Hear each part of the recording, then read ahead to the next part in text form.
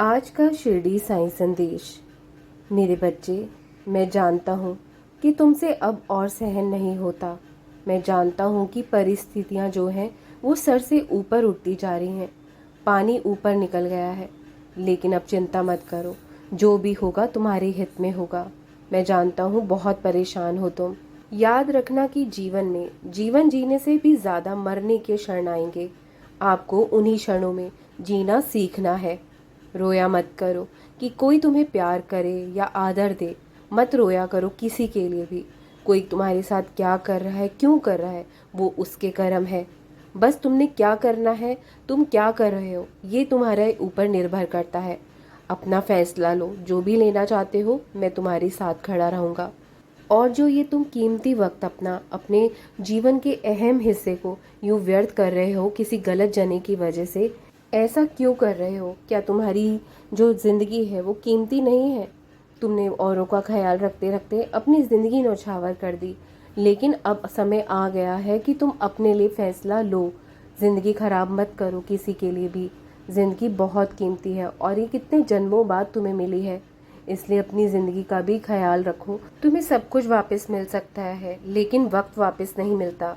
उम्र, यादें वापस नहीं आएंगी और फिर इंसान तरसेगा उन चीजों के लिए जो उसने जीवन में कभी हासिल नहीं की थी। जीवन में खुशियां रुतबा, पैसा या अच्छा घर, कपड़े पहनने से नहीं मिलता। अगर आपके पास घर है, चाहे वो किराए का ही क्यों ना हो, आपके ऊपर कोई कर्जा नहीं है, आपको अच्छा खाना खाने को मिल रहा है, आप भगवान का शुक्रिया कीजिए। अपने मालिक का शुक्राना करो। आपकी बहुत अच्छी जिंदगी है। किसी भी चीज के पीछे मत भागा करो।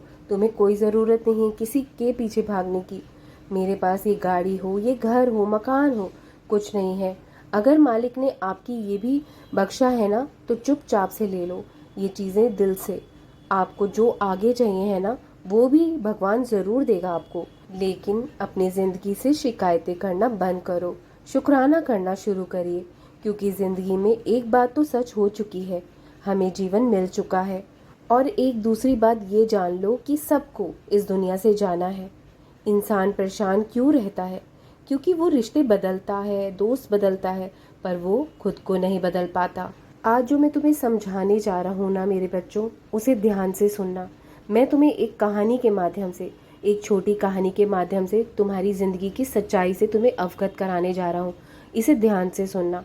यदि तुम्हें एक सांप ने काट लिया तो तुम क्या करोगे?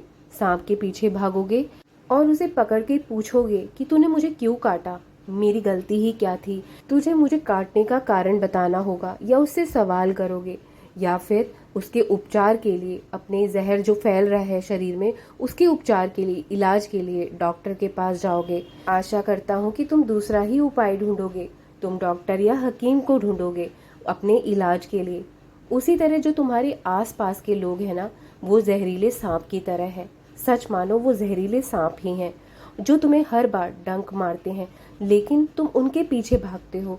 तुम पूछते हो कि मेरी गलती क्या है, मैंने क्या गलत किया है जो तूने मेरे साथ बुरा किया है। लेकिन आपको उस जगह पर, आपको सांप के पीछे नहीं भागना चाहिए, आपको उसके लिए इलाज ढूंढना चाहिए।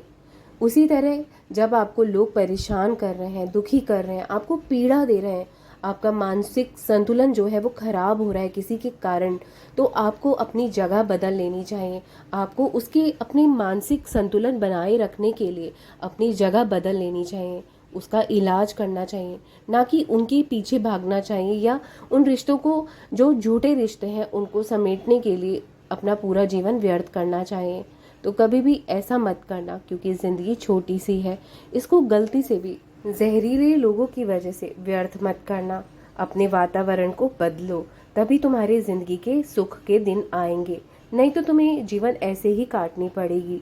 और याद रखो, किसी के कारण भी अपने बारे में कभी भी कुछ भी गलत मत बोलिए, चाहे मजाक में भी कभी भी गलत नहीं बोलना चाहिए। आज से, अभी से अच्छा और सकारात्मक बोलना शुरू कर दो। अच्छे शब्दों का प्रयोग करो, अच्छी ऊर्जा का प्रयोग करो, क्योंकि जो आपकी शरीर की ऊर्जा है ना, वो आपके मस्तक तक जाती है, और जो मस्तक तक जाती है ऊर्जा, वो ही प्रकृति तक जाती है, वो ही तुम्हारी शक्तियाँ जो है कुदरत तक पहुँचती है, वही संदेशा तुम्हारे ब्रह्मांड तक पहुँचता है, और वो ही वापस तुम्हें मिलता भी है। इसलिए हर किसी को अपने लिए आज से ही अच्छा सोचना चाहिए, अच्छा बोलना चाहिए, तभी वो चीज़ें तुम्हें मिल पाएंगी जिसकी तुमने मुझसे मनोकामना की है, कामना करी है। तुम्हारी मनोकामना दूर नहीं है, तुम्हारी मनोकामना शीघ्र ही पूरी होने वाली है। बस थोड़ा सा धैर्य और रख लो, क्योंकि जीवन में जो तुम चुनौतियों का सामना कर रहे हो ना आजकल, वो शीघ्र ही समाप्त होने वाले हैं। जैसे ही ये चुनौतियां, ये समस्याएं समाप्त हो जाएंगी, तुम्हारे जीवन में सुख के दिन शुरू हो जाएंगे। मैं जानता हूँ मेरे बच्चे, दुखी मत हो। तुमने बचपन से ही बहुत मुश्किलों का सामना किया है, कठिनाई वाले दिन देखे हैं, तुमने अपनी जिम्मेदारियां समझी हैं बचपन से ही, तब जाके तुम इतने बलवान बने हो, इतने शक्तिशाली बने हो, इतनी हिम्मत आई है तुम में। और किसी के लिए भी अपने आंसू मत गवाया करो। गीता में भी लिखा है कि खुद अकेले में बैठकर खुद से एक सवाल ज़रूर किया करो कि मेरे ना होने से सबसे ज़्यादा फ़र्क किसे पड़ेगा। बस जिसको फ़र्क पड़ेगा उसी के लिए जीना शुरू करो, बाकी सबको उनके ही हाल में रहने दो, उनके हाल में छोड़ दो। तभी तुम जीवन में खुश भी रह पाओगे और आगे भी बढ़ पाओगे। अगर आपसे कोई उतना उतावला होकर नहीं मिलता जितना आप उनसे बात करने के लिए उत्तेजित होते हो, तो उनसे बात करना बिल्कुल बंद कर दो। अपनी अहमियत को मत गंवाना किसी के लिए भी, वरना तुम भी नहीं जानते कि तुम्हें कितनी तकलीफ हो सकती है। आर्थिक स्थिति कितनी भी ठीक हो, जीने के लिए मानसिक स्थिति का ठीक होना बहुत ज़रूरी होता है।